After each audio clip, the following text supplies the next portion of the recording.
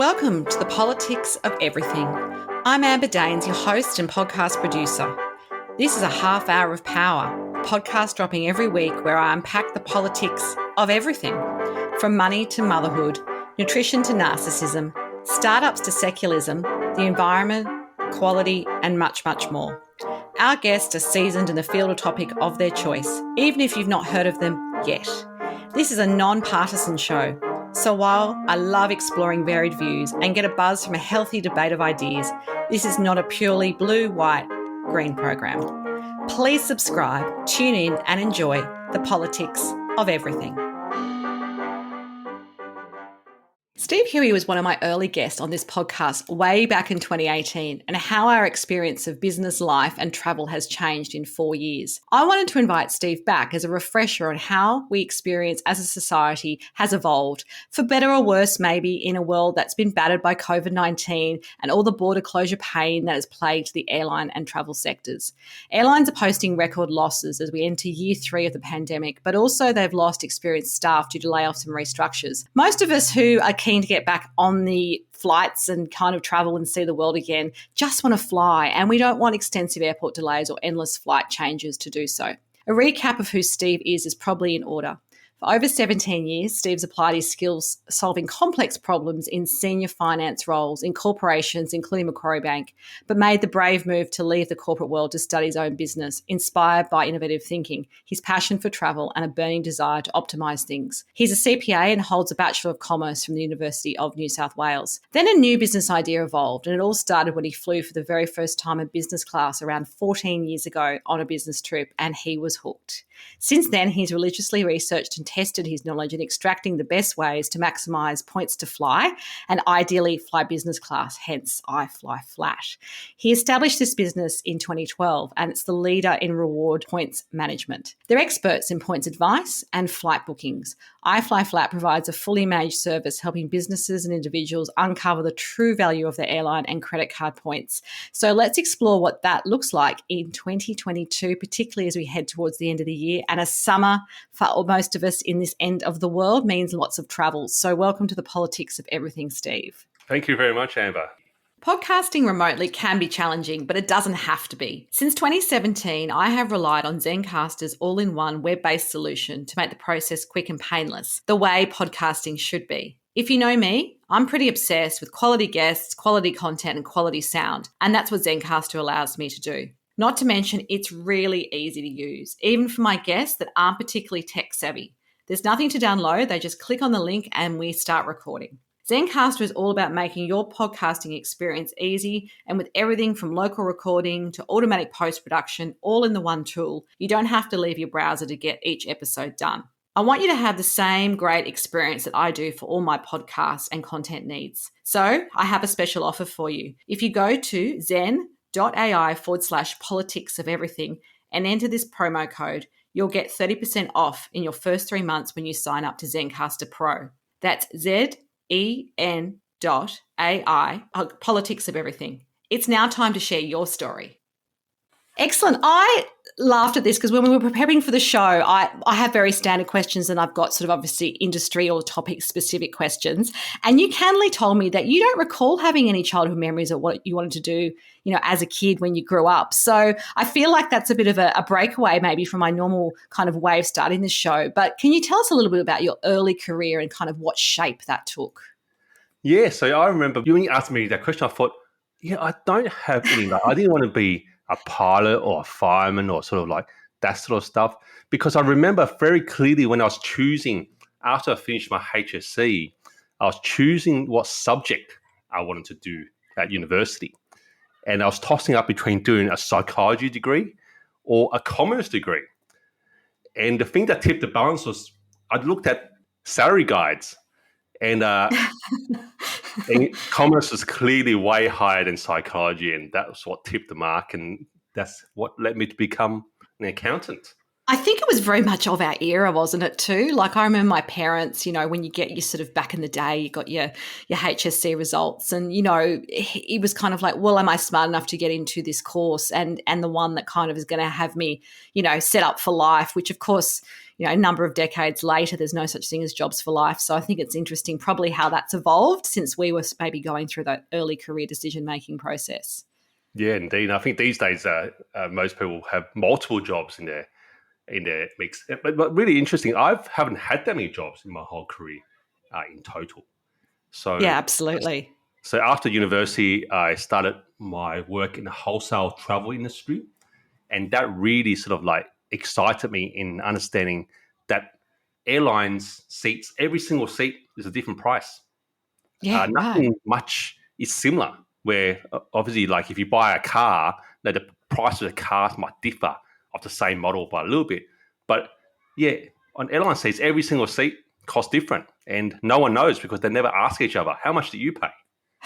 That's true. We just all assumed that we went online and did it ourselves, which is probably how your business was born. Of course, iFlyFlat survived and maybe even thrived. I haven't spoken to you about this yet in the past few years when the pandemic obviously changed travel, as in stopped travel in many ways for a very long time. Can you tell us what the last couple of years has looked like for your business? I'm assuming you didn't just sort of, watch Netflix for 2 years. I'm sure you were doing something else.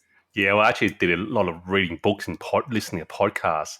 So the travel, being an Australian travel company, many will know that there was an international travel ban set by the government. So that means the Australian government said no one can come in or out, which meant as a travel business, we couldn't service anyone. We had people wanting to fly, but we couldn't book many flights because you had to get an exemption to fly. And getting an exemption was super hard.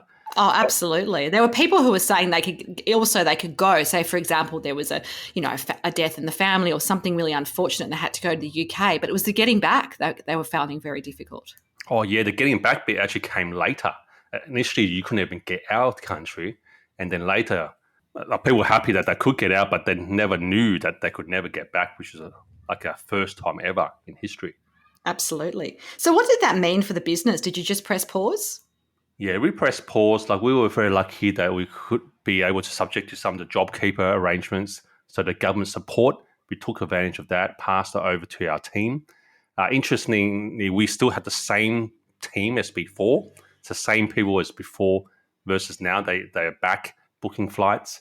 But what was the biggest sort of pains for us was that finding frequent flyer flights is already difficult.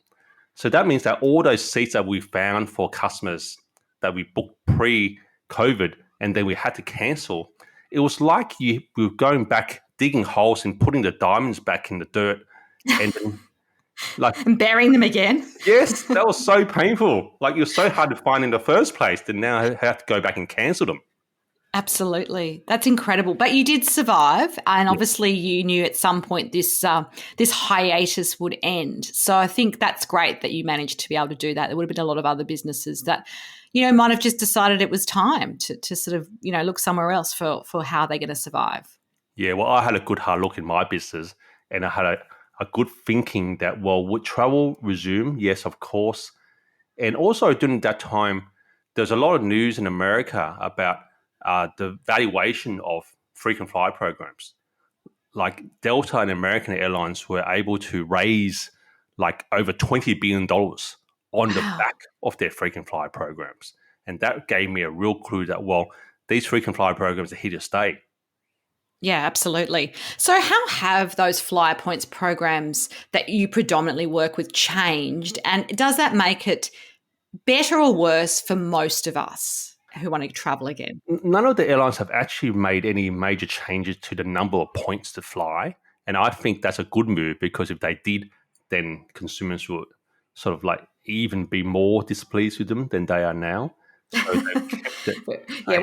we're pretty unhappy. And look, just to give everyone context, I'm sure it's similar overseas, but in Australia in particular, every day there's a story about how long it's taking to even get on a domestic flight, flights being cancelled, staff shortages. And like, it's literally so painful to take a trip at the moment that people are actually, considering whether it's worth it sometimes. Yeah, yeah. But interestingly, this is now where frequent flyer points really shine because the airlines have not increased the number of points to take a trip, but the cash ticket prices have gone up. So now, actually, when you're flying on frequent flyer points and you can find a seat, you're actually saving more than ever because your cash airfare equivalent has skyrocketed, but the number of points to fly has not. That's interesting. So I guess in terms of what you can offer people, are you finding people are coming back to you wanting to do more travel or less travel? And I'm thinking about this because I'm thinking about my own habits. So 2.5, 3 years ago, I'd get on a plane to fly to a Melbourne training session or even a series of meetings.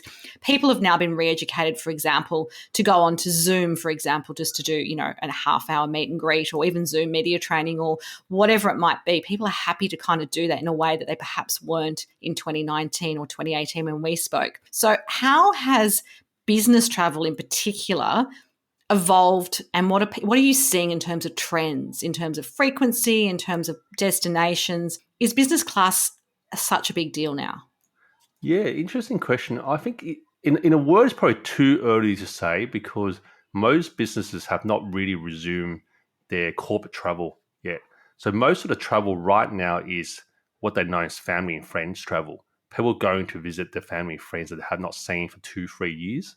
So that's what's making up most of international travel and for holidays.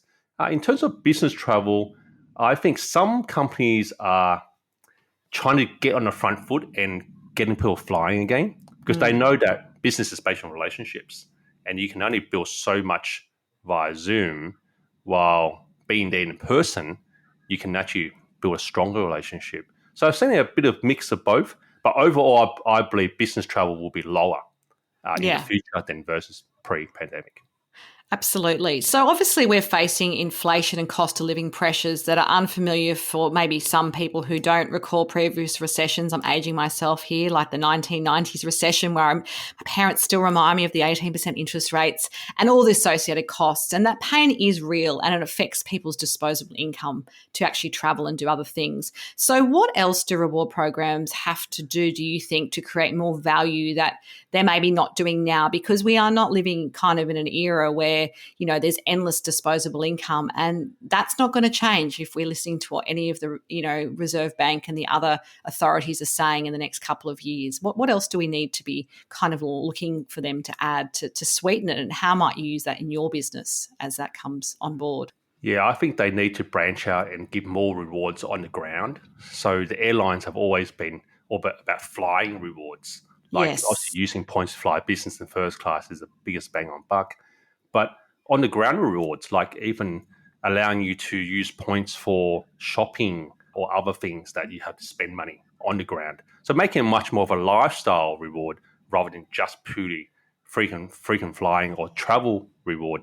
Like some airlines like Qantas have started to do that, where they can let you use your points to pay at BP for fuel. But I would like to see a bigger return rather than just a flat 0.5 cent per point redemption rate. They should be taking advantage of where, say restaurants, say the 5 to 6 o'clock sitting needs more people, so they could potentially attract more people to those earlier sittings by letting them redeem their points at a higher value. So therefore, more wins for the restaurant, more wins for the consumer, more wins for the frequent flyer program as well. And you're thinking not just in an airport setting, like these restaurants and these sort of facilities could be, obviously BP, you'd be going to your petrol station outside of the airport. You're thinking a broader consumer program, basically. Yeah, basically part of your everyday life. It could be the cafe down the road, a way to redeem for coffee. You know how coffee now has gone from $3.50, $6 apparently in some cities. Yeah, so exactly, like ability for your points to sort of like cut a bit of price of that, I think will help people realize that points are much more valuable than just purely travel. And is that something that in your business you'd be advocating for in a way, or do you wait to sort of see what the sort of airlines offer and then you capitalize on that? What's the business model behind that thinking? Yeah, with a second model, we just basically utilize what's available and helping our consumers understand how to get the best bang for buck for it. But along the way, obviously, we understand good ideas that come along. So we try to advocate for that. So therefore, it gets more people more chances to earn and use their points. But we're pretty much focused on the pointy end. Like there's nothing more amazing than the fact that you can fly first class but don't have to pay for it. Absolutely. I'm yet to experience it, so I probably need to chat to you when I I feel confident enough to travel overseas again. I haven't done that yet. So changing tack a little bit, you must have had along your way, I guess, some mentors or people who've influenced your business ideas, your career, and maybe inspired you in some way. Is there one in particular, or maybe two, that really stand out for you? And what have they taught you or showed you about success? Yeah, I think the first one I can sort of it's Richard Branson. Like everyone points to Richard Branson, but because I'm in travel, I was going to say, it's a bit more relevant to what you do. yeah, and then obviously his origin story was that his flight got cancelled. Therefore, he just gathered up a whole bunch of people and did a charter flight, and that's how sort of supposedly Virgin Airline got started. But even in terms of the way I do marketing, some of the marketing stunts I do for a bit of fun, is always about having fun and getting your brand name out there. So I guess first up, I'd say Richard Branson is a good person. If I ever met him, I wouldn't know what to ask him. So probably, although You haven't done one of those retreats. Some people go over to Necker and it's a once in a lifetime thing, I think, or some people are fortunate enough to be able to afford to a couple of times, and you can actually go and spend a week hanging out with Richard. And I've had a few guests that have talked about that experience being quite life-changing and how, approachable and human he is, which is probably part of his marketing as well, right? It's, when I lived in the UK, 20 odd years ago, I remember they had the Virgin Bride store, which doesn't exist anymore. And the stunt was he came out in a wedding dress. I don't think politically you could do that anymore. It would probably cause a lot of offense, but he's always been known for that, a little bit of a larrikinism, but also relatability. And I think, people say that experience, I think it'd be quite, what do you talk about in the downtime? You're sitting around in board shorts, but I think that's his approach to everything that's about relationships. Yeah, and a very fun and light-hearted, creative attitude to life. And I think that's more than just business. It's just life. Like if you have that throughout and consistent between business and life, then you're really going to have a fun life because you're not switching hats, you're not switching modes or faces. Yeah, you're just yourself all the time. And it doesn't matter that you're not in a suit or in an office or doing a big launch. You're just somewhere, being with people and talking to people. And I think I love those kind of mentors. Yeah. And I think the second one, I don't know, like one of my favorite quotes is like, to walk 1,000 miles takes the first step, or something very similar to that. And because I'm in the business of miles being points, so it's very much the same that, to get enough points to fly first or business class, you've got to start with a single point. And when I was doing running, I had a bit of a period of time where I was doing half marathons, and that was something that was really resonated with me because, to do, say, half marathon, you just got to start doing your first K and your second K, and it just all rolls on from there. Absolutely. So if we spoke in a year's time, and that probably feels like a little while away because the world, who knows where we'll be, hopefully it just keeps getting better and better for us travellers. What would be your number one goal to have achieved in the business and why? I definitely want to get more small businesses to be flying. So the fact that Australia is so far away from the rest of the world, I just really want more small businesses to realise that just by purely spending money on the right credit card, earning the right type of points, they can basically leverage that and have lots and lots of trips paid for from their points. So I guess what I want to see people is come back to me and say, well, thanks, Steve. I took up your advice and I've been flying all these places where I've never been before. And here's some photos. Like, sometimes my clients send me photos. Yeah, that's great. That's got to feel good though, particularly if they're sitting in first class with a nice glass of Verve or something like that. Yeah, I know that they wouldn't have been in that position without sort of using points or understanding how that works. So I guess in a year's time, just more people, more stories like that, and more people sort of like, oh, cool. Oh, you're Steve. I read about you. the points whisperer. A final takeaway message for us today on the new politics of flyer points. Yeah, I think like frequent flyer points is money, and there's many ways to use that money. And then the other flip side is to think about how much does it cost you to collect these points. So you want to make sure that you basically engineer upside for you, so you can't go back. And I'm still 100% into points. I had a chance during COVID to switch jobs, switch careers, but I believe there's so much future and value here.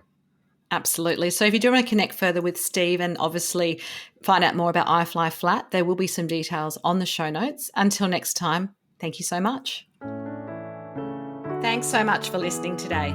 If you've enjoyed the politics of everything, I thrive on your feedback. So please add a short review and share the podcast with your network through Apple, Spotify, and all the usual suspects. I'm always on the hunt for new and diverse guests. So if you or someone you know has a fresh idea you're busting to get out there, please email me at amber@amberdanes.com and my crew will get back to you very soon.